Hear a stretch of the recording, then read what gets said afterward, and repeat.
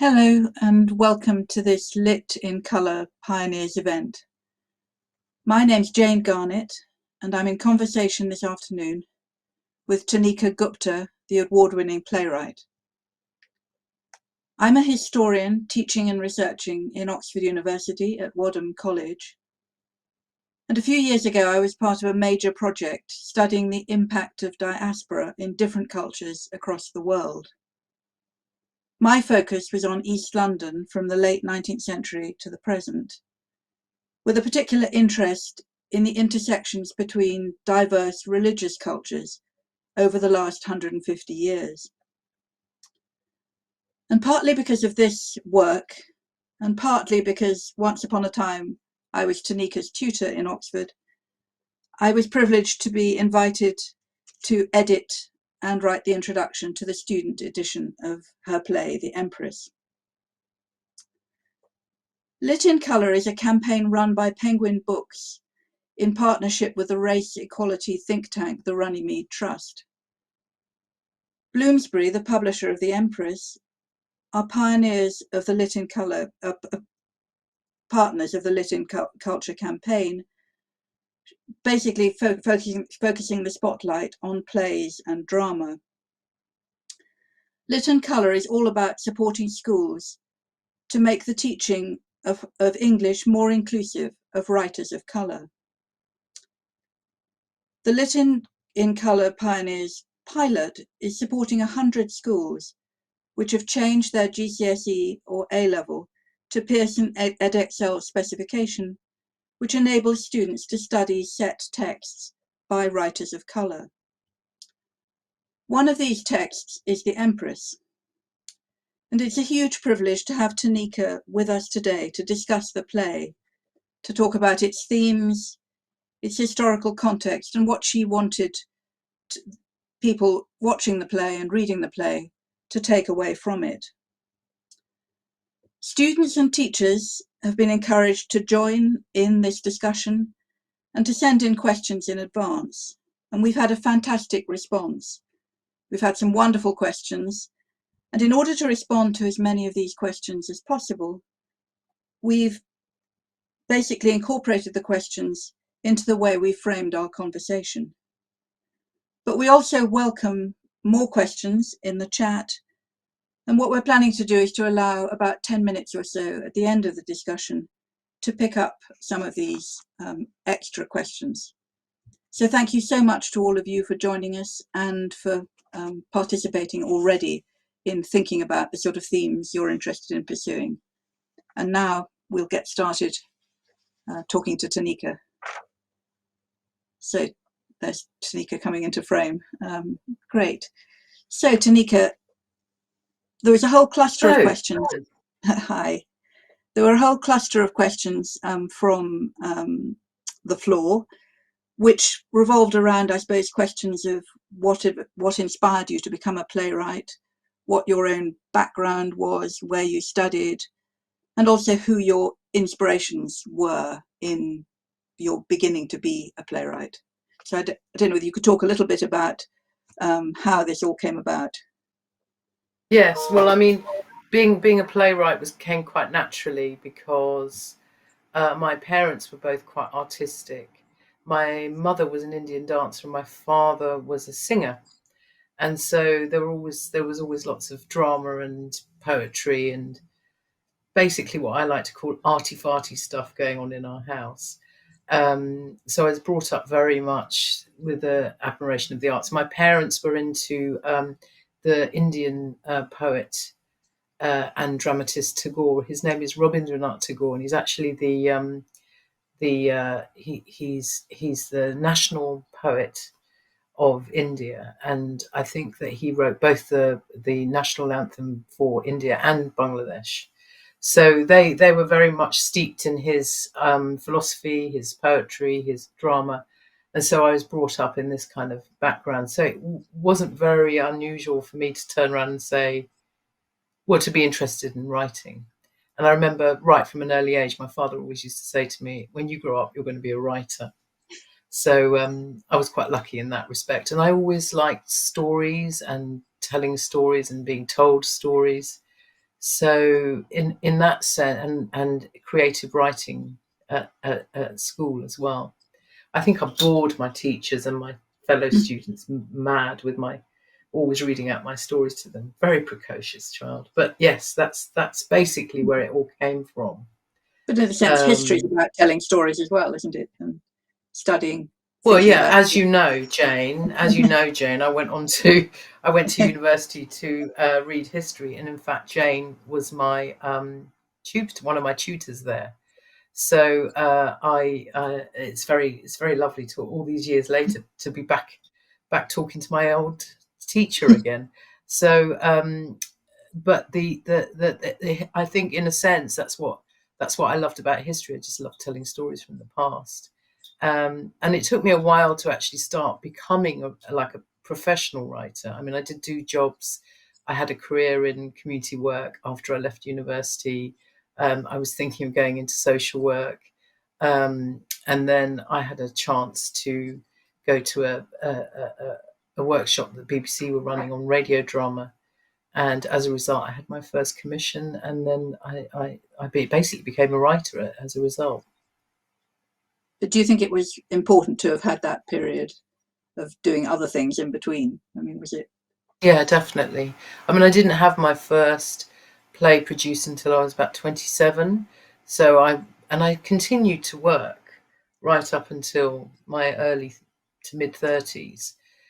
So I was writing on the side, if you see what I mean. Mm, And I think that in a sense you need a bit of life experience. I mean, what are you going to write about if you've never lived, and if you've only just written stories? mm. So I think that for me it was quite important to work.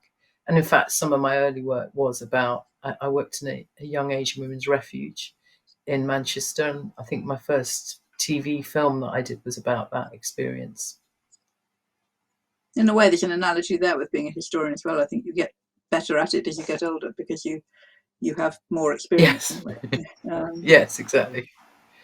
So, what about your inspirations? I mean, what in terms of thinking about being a writer? Did you have particular inspirations? People who inspired you, Well, or yeah, I mean, I'm very, because I did study English, English literature, and I was very, I loved novels, etc.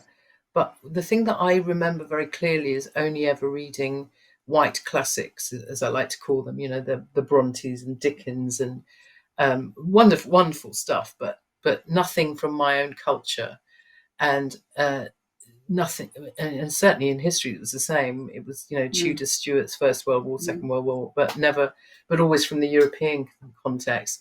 So it's only when I left school and I went to university that I started reading books that were not from my culture. And I think that one of the earliest books that I read, which really, really influenced me, which is actually not a play, it's a novel, was Beloved by Toni Morrison. mm. And I loved that book so much. I think I gave it to almost everybody that I ever met, even in the street. I just said, "You've got to read this." And I think that as a Black writer as well, particularly, she just really inspired me. And then I Mm. read a lot of the other stuff, Maya Angelou, Alice Walker. And then I thought, oh, maybe I should go and try and read some, writers from my own continent. So, of course, Mm. off you go. So I think that, but for me, in terms of the one thing that inspired me right at the beginning, it was Beloved, which is kind of strange, isn't it? Because it's not really, it's not really my story or my ancestry, but it just somehow or other, it just made me But think, it's well, there's a compellingly woman out different, there isn't it? writing. Yeah, Yeah, yeah. yeah. And I suppose I mean, that's interesting, isn't it? Because you were reading novels, and and then you turned to being a playwright. I mean, is that quite an easy Well, transition? I mean, yeah, well, I mean, I always thought I was going to be a novelist. I think I've told you this before, where I went after I left university. I joined this thing called the Asian Women Writers Collective, which was basically a bunch of South Asian women who met regularly to read out their own writing to each other and support each other. So I showed them my beginnings of my novel, which I thought was genius, and they told me it's not very good actually, but your dialogue is very good. Have you thought of writing plays? So I thought, oh yeah, maybe I should do that. And I went along to the workshop to try and write a play. And that's when I thought, why did I not think of this before? I was brought up with my parents acting in Yeah. plays all the time, and yet it didn't occur to me to actually try and write a play, which comes much more naturally to me, dialogue and entertainment and all that kind of stuff. So yes, I sort of went round it backwards. Or possibly because your parents were so involved. I mean, one goes through a phase, Yeah, doesn't one sometimes? absolutely. Yeah. Yes. Great. Well, can we move towards thinking about the Empress? And a lot of people ask questions about obviously how you chose to focus on that particular period of British history, and what it was that about the multiple dialogue, multiple narratives, I suppose, which seemed to speak to what you wanted to convey, and this mixture of fictional and non-fictional characters. It came from actually obviously I'd been writing for a while when I was commissioned by the Royal Shakespeare Company to write this, so I'd already written quite a few plays, but I'd always been obsessed with this book that called Ayers, Luskers and Princes. I think that's the name. Ayers, Luskers and Princes by Rosina Vishram, and she had written this book when she was a school teacher at the Ilia. I think it was in the 80s that she wrote it, and it was about the history of British South Asians in Britain from I think she started in the 1600s, and I was fascinated by this piece of history because I didn't know anything about the fact that there were ayers and laskers and domestic servants, etc., from such an early period. And it was quite funny. We were talking about this recently, and I was trying to remember where I got the book from, and then I realised it was you. You gave me the book back when I was at university, and I'd completely forgotten. But I'd been sort of silently obsessed with the book, and it had pictures in it and everything. And the thing that I loved about it was a very easy book to read because I'm not an academic. And so I find sometimes reading research articles quite hard work. But this book was written at my level, basically, so I could understand it. And also there were fantastic photographs in there from the 19th century of like some guy who apparently came to London and no, I think it was Brighton, and he taught everyone how to shampoo people. He was like an Indian kind of peddler on the street who basically used to shampoo all these Victorian people's hair in the like 1840s or something, and introduced shampoo. And I thought, gosh, I didn't know that. That's like and beautiful photographs of ayers in London and of the sailors as well, and then all the princes. So really the book, the play is almost like a homage to Rosina's book because it's all there. I mean, it's all there in her book. I couldn't put everything in, obviously. I loved the idea that actually, whereas we always talk about Black people and Asian people who came over either on the Windrush or they came over, in the 60s or 70s. But actually, the fact of the matter is that our cultures have been here for many, many more years, like centuries, and it's kind of ignored. Yeah, absolutely. Yeah, and the intersections of different people's imaginaries of that culture, I mean, are in a way at the heart of your play, aren't they? And I suppose that's partly why you wanted to have these multiple narratives sort of juxtaposed. I mean, to create a sort of mosaic of different interconnection. Yes, I mean, how did and that what's interesting?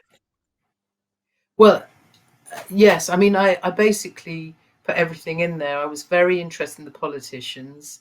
So if you look at the Indian independence movement, it wasn't quite kicking off at that point yet in 1887.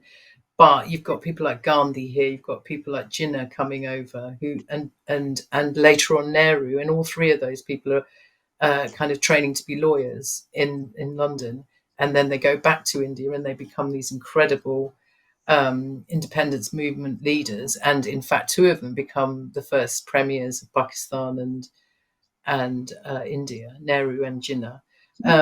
So I was fascinated in them, but I was also really interested in the more working class stories of the servants who were the Ayers and the Luskers. And so it's just that thing where you could either just pick up one person and go, I'm going to tell the story of Gandhi, or I'm going to tell the story of Dadabhai Naoroji in London. But then I just thought what's more interesting is the fact that there are so many different kinds of people from different classes in London from the Indian subcontinent.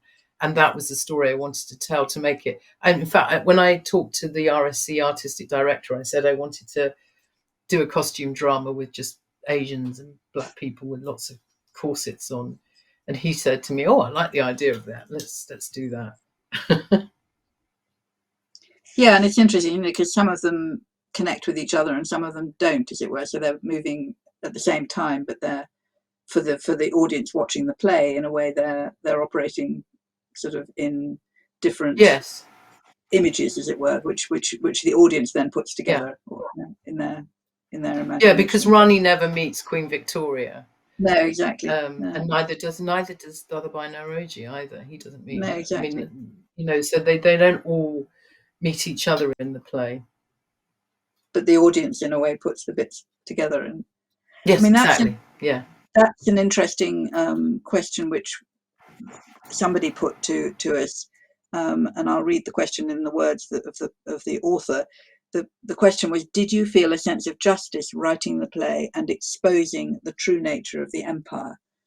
And I wonder whether we could focus on that for a minute, because it seems to me that actually what your play is doing is actually exposing the true nature of the empire in terms of expanding its complexity, rather than having a single truth, if you like.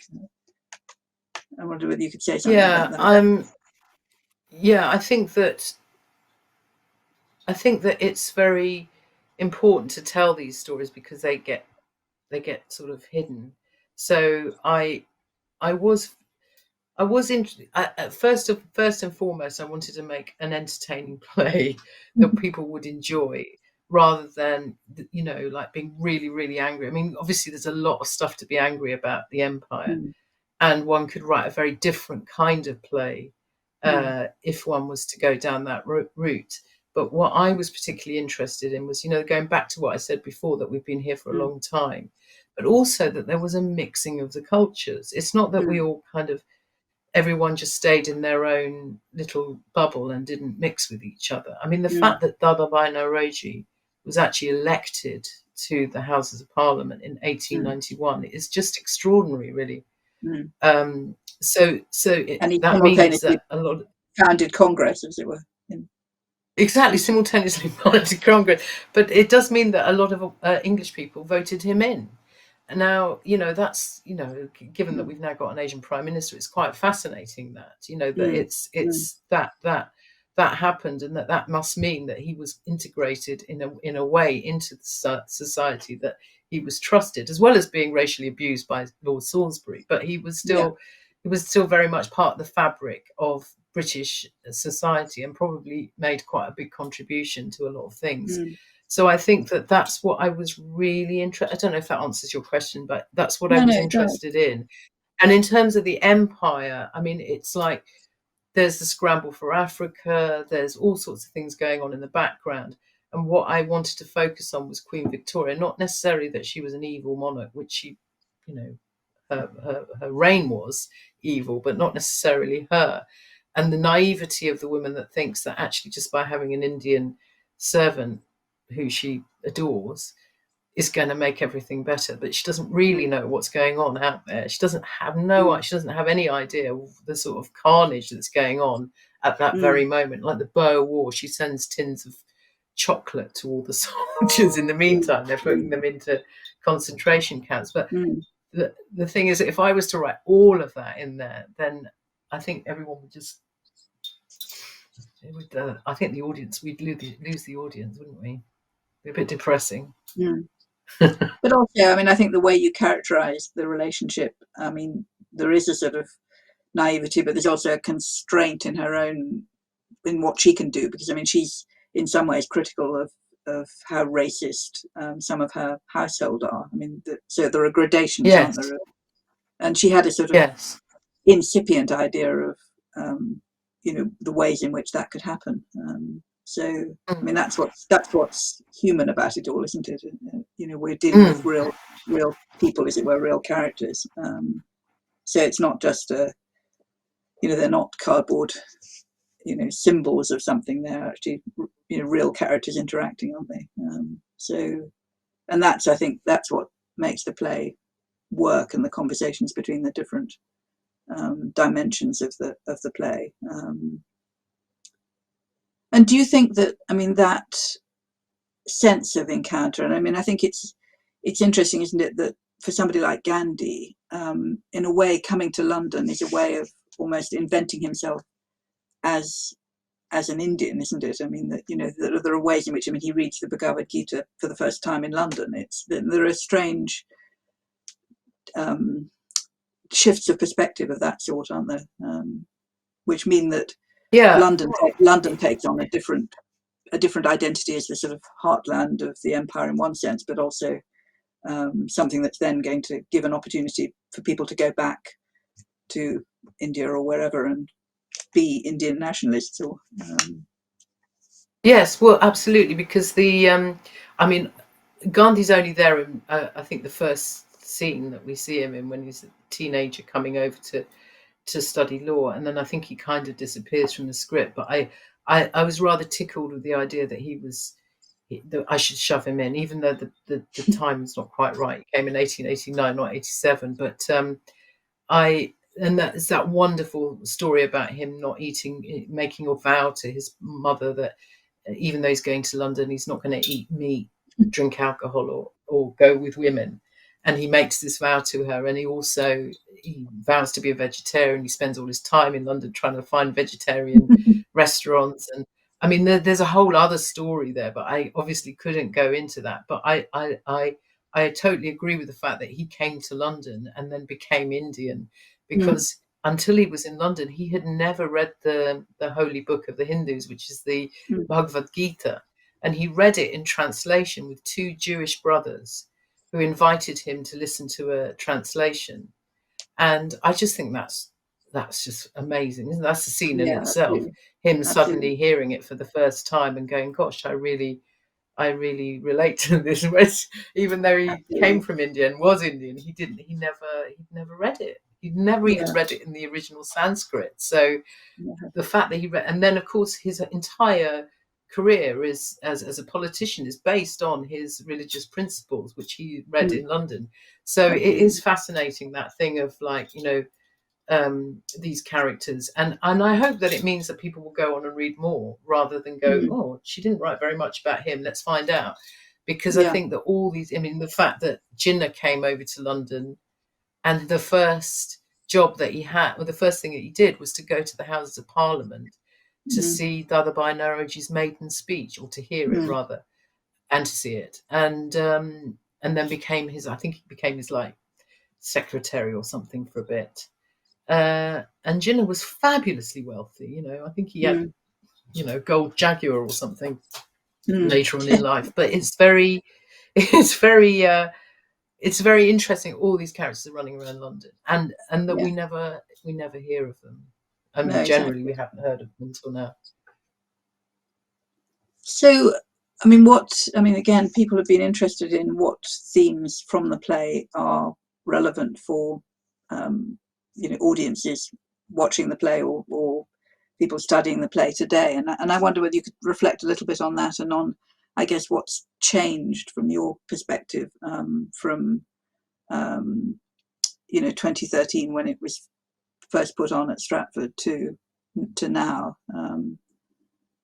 And I might interject at this point that actually the RSC is in fact preparing a new production of the Empress, and anybody in year 10 who's studying it for GCSE will actually get the chance to see a newly staged production by the RSC ahead of their exams in 2024. So watch this space, as it were. But Tanika, do you want to comment on what you see as the On themes, yes. I think that for me, what was interesting when I did the Empress at the RSC, when we were talking about the posters, etc., for the to advertise it, what they wanted to do was to stick a picture of Queen Victoria on the front.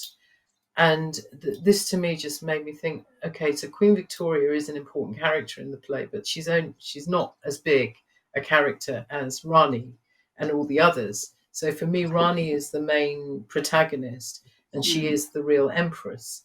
And in my language, which is Bengali, Rani also means queen, so empress. So I feel like that the beginning, the sort of getting into the play for me was really about telling that woman's story and telling the story of those ayahs, and that everything else sort of shoots off around it from it, if you see what I mean. And although Abdul Karim is important, etc., she is for me it's a feminist play, basically. That's my big theme that I would say. And the problem with asking playwrights about what their themes are is that we have no idea. And it's quite hard to kind of like pick our own plays apart, because quite often people go, oh, your play is about immigration. And you think, is it? I had no idea. I suppose it is. So it's a difficult question to answer. But I would say that the fact that, because I think one of the questions that I read earlier was, given that things were so hard, it's quite a happy ending, and Ronnie sort of seems to be all right at the end and is educated, and a lot of people ask me, and is this real? I mean, could this possibly have happened? And my thing is that after many years of writing plays, what I've noticed is that women and minorities generally always write plays where they either commit suicide at the end or something terrible happens to them. And my argument is, can't we just be uplifting sometimes? Can't we tell a nice story? And if we have followed a protagonist through thick and thin through a terrible journey, can't we just, why do we have to kill them off at the end? Somebody said to me, why didn't you, why did she have such a happy ending? Why did she educate herself? And you go, well, sometimes it does happen. Good things do happen. And I also was thinking about my own parents when they came to this country. I know that that they didn't come in 1887, but they did come in 1961. And they kind of they came as very young people, like 23, 24-year-olds. They were married. And they educate them. Well, they were educated before they came, but they continued their education, and they had a really good life here. So I think that the fact that Hurry and Ronnie at the end are there together at the docks, you kind of feel like they are for me, there are early immigrants. They are the ones that stay, and they don't go home. I mean, I'm sure they'll have a few ups and downs. It won't all be happy, but they are, for me, they were our early settlers. And as to the other themes, I don't know. Jane, you tell me. No, I think that's, I mean, and in a way, I think the point about education, I mean, is a link, isn't it, with the present and with people reading it now. And I think, I mean, I sort of read the play and saw the play and thought a lot about the relationship between, as it were, Rani and Harry. Rani's trying to get Harry to take education seriously and helping him. And then there's a sort of mirroring of Abdul and Queen Victoria. And there are some quite interesting conversations going on there, I think, in terms of, pointing, as you say, to Queen Victoria's own lack of education in Indian language and culture, that the country she's the empress of, so whereas Rani, in a sense, is presented as much more centered in the values that she's articulating about, when people come to her village, they're treated like gods, and that whole sense of of how the British Empire is actually treating people, and how that's again stimulating. I mean, it goes on being stimulating as something to think about for audiences today, doesn't it? But and actually, even some of Sorry. Sorry, go on, Jane. No, I was just going to say, I mean, there are fleeting bits of evidence as well of Ayers actually, being quite independent and, operating and forming networks themselves in London in the late 19th century. So it's not unrealistic either. No, yeah. I mean, the Ayers home did actually exist, and they did go through there, exactly. and I think something like 200 a year went through there, right up until 1947. Absolutely, yeah. Sorry, you were going to say? Yes, I was thinking about themes, and I think racism is one of them, obviously, but I again didn't want to bang on about it too much. But it's in the. I mean, I think in a sense you see it in a production more easily than you can read it sometimes. Like, for example, when Queen Victoria first meets Abdul Karim, and the prejudice that you get from Lady Sarah towards him. He probably doesn't even speak English. And then Queen Victoria says, very slowly and very loudly, "Do you speak English?" And he says, "Yes, English is one of the many languages I'm fluent in." And it just makes me think of the amount of times I've been asked that. "Do you speak English?" Yeah. Or I've heard my parents being asked that, or I Yeah. see it. It still happens to this day. The thing about the English, where they just suddenly just we've all seen it and done it, where we go Yeah. abroad and we start shouting really loudly and talking really slowly, And but in slowly, English, yeah, exactly. Yeah, and in a way, it's analogous to the question of where do you come from? It's sort of which is a complicated where do you question come to from? answer, isn't it? Yeah. Yeah. Great. Can we think a little bit about the role of the audience? And I suppose there are various different types of question. I mean, one question that came from our wonderful contributors was the big question, really, of what you would like the audience to take away from seeing the play, and what sort of audiences you're envisaging, I suppose. I think the great thing about being a playwright is you get to see the audience. It's not like writing for TV or film, where you just watch the box and you're not sure what anyone thinks. You literally sit in the audience, and I spend a lot of time watching the audience rather than watching my own play. It's very gratifying when people laugh at the same jokes every night, or cry at the same moment, or gasp at the same moment. So that's good. I think in terms of what do I want them to take away, I want them to have a good night and have an entertaining night. That's one of the things I always remember when I'm writing, is that um, like the obvious thing to say maybe, but it's not just about words. It's about what the actions are on stage, and what you as a playwright, you write what they're doing, for example, and just setting the scene on the first scene on the boat. But in terms of what I want the audience to take away from it, I really hope that they get to hear a story that they hadn't heard before. And I think that's the thing that we as playwrights are always trying to do, is to surprise the audience. The worst thing is when you go and see a play or a film, and you kind of, within the first 5 minutes, what's going to happen at the end, and or who the characters are going to be, or so I think that from my part, I'm always trying to plant a surprise, or a little twist, or take it to a place where you don't think it's going to go. I mean, I don't think you'd think that, after Hurry's dumped her and left her, you don't think that they're going to end up at the end. And that was the thing that surprised me about watching my own play, was how much people like a good love story.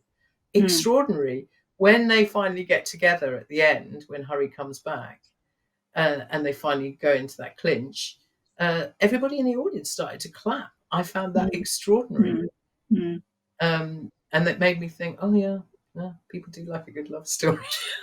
Even when he does come back after 13 years. And you've said in various contexts, I mean, that you don't want to be, in a sense, writing plays just for one demographic, as it were. I mean, that it's not in that sense, it's not an Asian play. You were very pleased when elderly white people came up to you and said that that this was something that they'd never known about. I mean, and could you say a little bit more about that? I mean, about putting on a play in Stratford, which is Stratford-on-Avon, which is a very particular sort of demographic to put on a play like Yes, this. yes. I was surprised actually when it was on last time at Stratford, that how white the audience was and how particular they were. I mean, and I have to say that, as you know, I have my own prejudices, and I was thinking they're not going to get this play at all. I was this, but actually, you can prejudge your audience, and actually, that's not the case at all. So, like I said, many people came up to me afterwards and said how much they enjoyed it and how they didn't know about it, but also that a lot of people had actually lived in India, or their daughter-in-law was Indian, or their grandchildren mixed race, and so it is that thing again of interconnectiveness. I think that it's not for me. I don't come from a completely Asian family. My children are also mixed race, so I feel that I want to reflect that as well in my work. And I don't like the label of being an Asian writer, so that I only write for Asian people. That's not true at all. I'm interested in the whole story, and that there's friendships between, the fact that there's a friendship between Queen Victoria and her Indian manservant. I mean, I think that's an extraordinary story, and that she actually kind of falls in love with him in a platonic way, if you see what I mean. So it's kind of heartening that we Yeah, can actually get on, and and that people do intermarry. But there's also abuse and all the rest of it. I mean, the Lord Oakham character isn't very yeah. pleasant. So it's not But all again, he sort of somehow comes out of all the complications of an abused, of probably an India. abused Yeah, childhood himself. yeah. Uh, I mean, those kind of men who came back from India were nicknamed. They were called nababs. So they're a mm, bit like the sugar barons that came back from the plantations, where they had overseen horrific abuse of local people. Well, obviously in the mm, West Indies it was slavery, and in India it wasn't very dissimilar to slavery. no, And so they come back to London or Britain, and they've got all this money and this loot that mm, they've got from those countries, begotten by terrible means. But mm, then they're not accepted here either mm, by the establishment, the British establishment. They're seen as these sort of upstarts almost, or these mm, nouveau riche, and so mm, those particular Englishmen, like Lord Oakham, were called nabobs mm, and looked down on. And don't want to feel too sorry for him, but it's no. like a very complicated legacy of colonialism, basically. But the whole culture, obviously, when in the later 19th century, when the, the cultures in a sense created jobs for ayahs. There were Yes, ships going to and fro, carrying children, back to England from India, and often they didn't see yeah, their parents for years, and it's pretty heartbreaking, you know, yeah, sense of unnatural dislocations, if you like, of all yeah, sorts. So I mean, I think it's good to have that character in there, because it points to all the complexities of yeah, a pretty awful awful situation. yeah. There's a question that again came up in various different forms about how the play can be imagined and come to life in the classroom, and I suppose that sort of relates to a question about the the importance of music and dance and film and all sorts of other aspects of the production which are there in the theatre. How do you imagine it, and how would you advise people to think about it coming to life in the classroom? I think if you look at the script itself and not worry about music and dance and all the rest of it, you'll see Mm, that the words are there, and actually you can do whatever you want with those words in terms of how you stage them. So, and if you, a lot of the scenes are actually not with many characters. So all the Queen Victoria scenes are with either two or three people.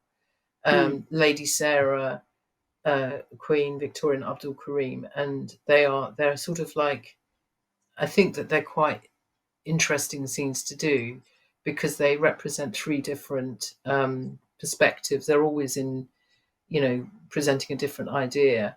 And Lady Sarah, to a certain extent, represents the entire court, but she's just one person. So I think that those are quite interesting three-handers to do. And then, of course, Rani and Harry, whenever they're together, those scenes are actually just the two of them. So I think that actually you can play with them. And in terms of what music and what song and what dance you do, you can or you cannot. I mean, it's interestingly, after the RSC production, I saw another production which was absolutely stripped down without any music or song in it, which is in the script, and it worked really well. It didn't need all the music and singing. Obviously, when you're doing it at the RSC, you've got a big stage and you need to kind of fill it. so that's what that was all about. But actually, it's quite a simple play in many ways, and I think one can have fun with it. Well, also people can, I suppose, develop their own without all the panoply of the Royal Shakespeare Company. I mean, you can produce your own music, your own dance, and yeah, totally. I mean, you mentioned earlier that you'd wanted to put on a costume drama, and I was interested by that because the director actually said, that she was wanted to be very careful not to make the play seem like a costume drama, partly because there's so much slightly, heritagey costume drama, particularly about the Victorian period, out there, and she wanted to sort of give it a bit more edge, if you like.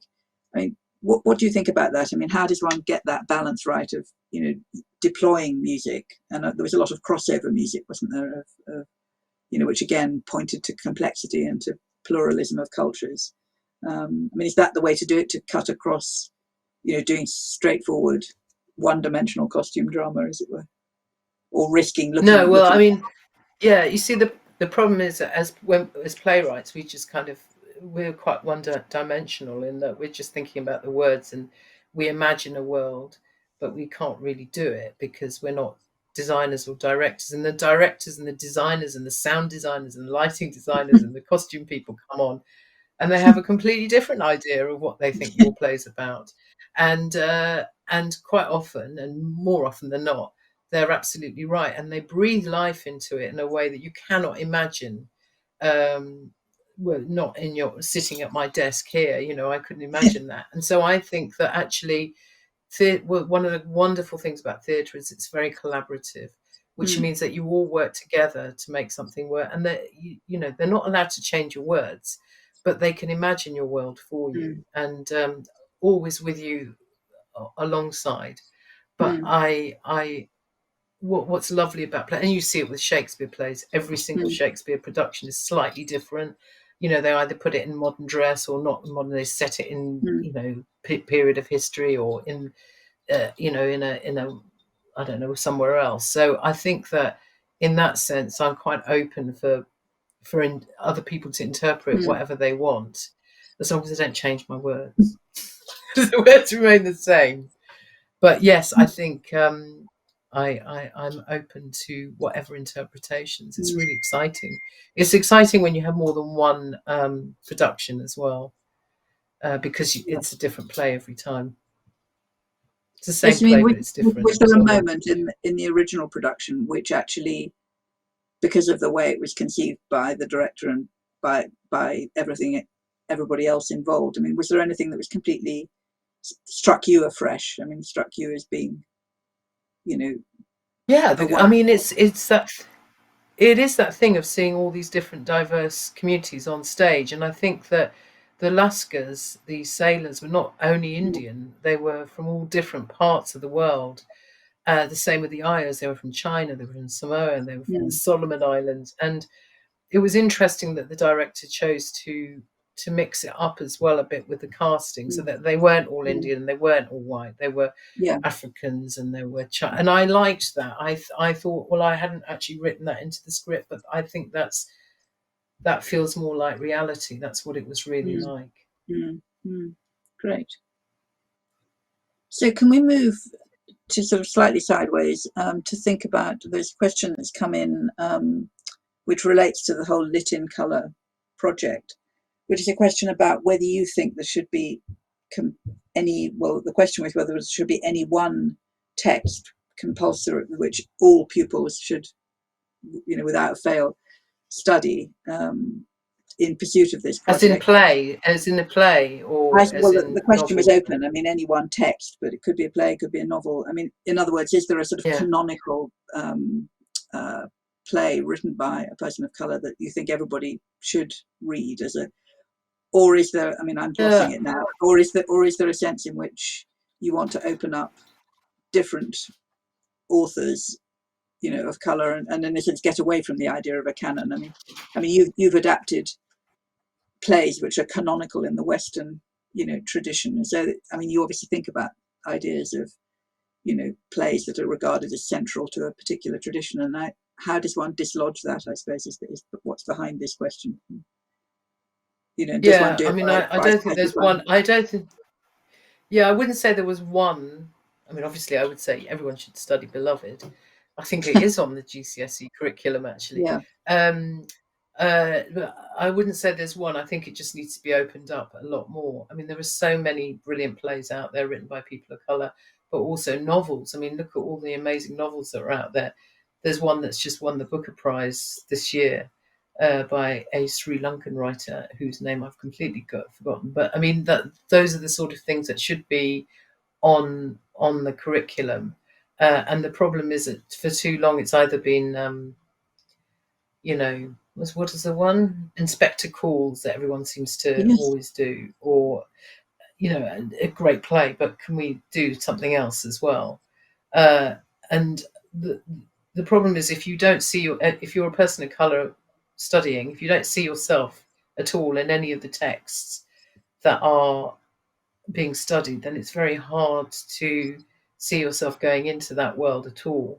Mm. And if I had relied on just the English lit that I did at school, I would never have become a writer, because Yeah. I didn't see myself. I didn't see any role models. I didn't see. I Mm. mean, I think it's very, very different now, clearly. Yeah.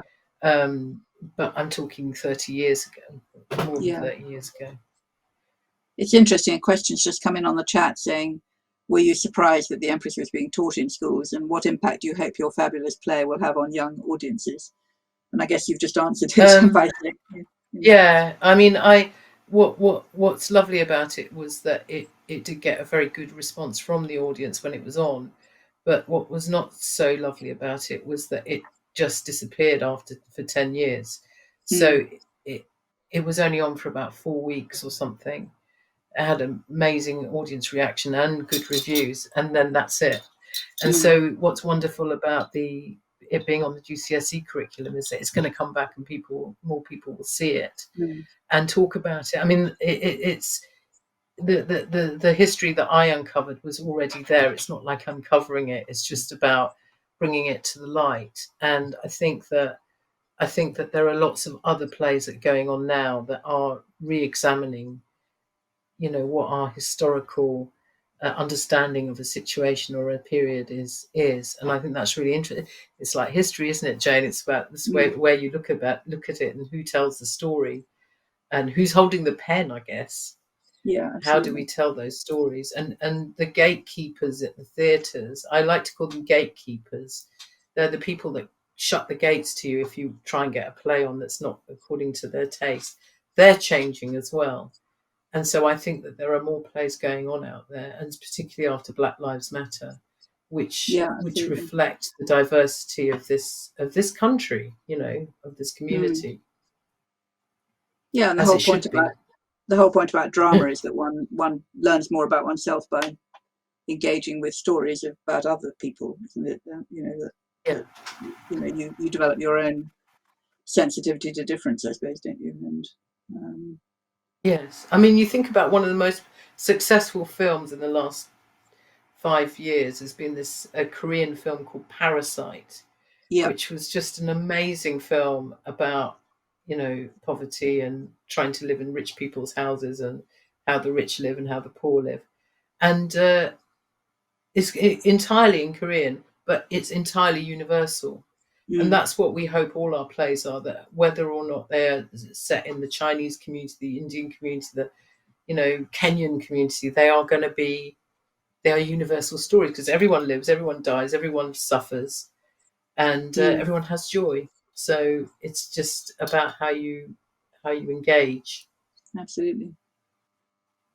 So have you got any advice to offer to young playwrights? I mean, people out there who are studying your play and who are thinking that they'd like to start, writing themselves?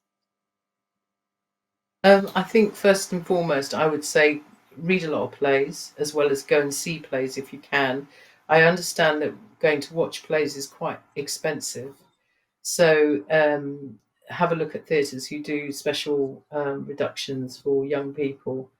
And also write every day. I think the problem is that people spend a lot of time saying, I want to write, I'm going to write, I've got a novel in me, I've got a play in me. And they get to the age of 60 and they still haven't done it because they've been talking about it. So I would say that the main thing to do is, even if it's only 10 minutes every day, write anything you want. And I think that, whether it's a poem, whether it's a scene or of dialogue. And lastly, I would say try and join a workshop where you meet other people who want to write as well. Because I think that that's really invaluable. You get to talk, because otherwise it's a very lonely occupation, sitting on your own at a desk writing and thinking, and then tearing all your bits of paper up because you think it's rubbish, because we're our own worst enemies. So I would say join a workshop, often local libraries, if there are any local libraries left, but you'll be surprised how many there are. And if you go to a new writing theatre like the Royal Court or Birmingham Rep, for example, they will have their own sort of connections with new writers that you can join a workshop. And it's just I wouldn't say it's like Alcoholics Anonymous, but it is very nice meeting other writers, because you suddenly realize, you're all obsessed with the same things: stationery, chairs and computers, as well as writing plays, going to see plays together, discussing them, because it is a collaborative thing. Yes, and I guess reading all sorts of different things as well. I mean, not just plays, but novels and short stories, and just thinking about words, I suppose, and music. Yeah, and I think it's also about having an opinion on something. I don't think it's and I do a lot of teaching, and some writers say to me, I don't really like politics, I'm not into it. And I think, well, what do you mean? I don't really want to say anything about this subject. You think, well, actually, if you don't have an opinion, what are you writing about? And in many ways, I often think that plays are a bit like an essay. You've got an argument you've got to make, and that people want to hear what your voice is. They don't want to hear you just sort of like philandering around, doing a balanced play. They actually want to hear what you have to say. Whether or not they agree with it is another matter. So I think it's great to have to kind of think quite deeply about, what is it you feel about the world? What is it that you want to say about the world, and then say it in a play. Well, that seems a brilliant moment on which to end. And the other good thing is to remember where we started. I mean, that actually you get better at it as you have more life experience. So actually, it's worth starting and just experimenting, and not feeling that you're going to get to some perfect moment immediately. That it's all a series of experiments, in truth, I suppose, isn't it? Yes, and most playwrights' middle name is rewrite. You rewrite and rewrite and rewrite until you get it right. And enjoy it, I guess. That's the other thing. Yeah, well, I mean, I can't imagine doing anything else now. Brilliant. Well, thank you so much, Tanika. It's been wonderful having you, and thank you so much to the audience. I'm sorry we can't actually see you, but we've had all your wonderful questions to frame our conversation, so we're really grateful for that. Thank you. Thank you, Jane.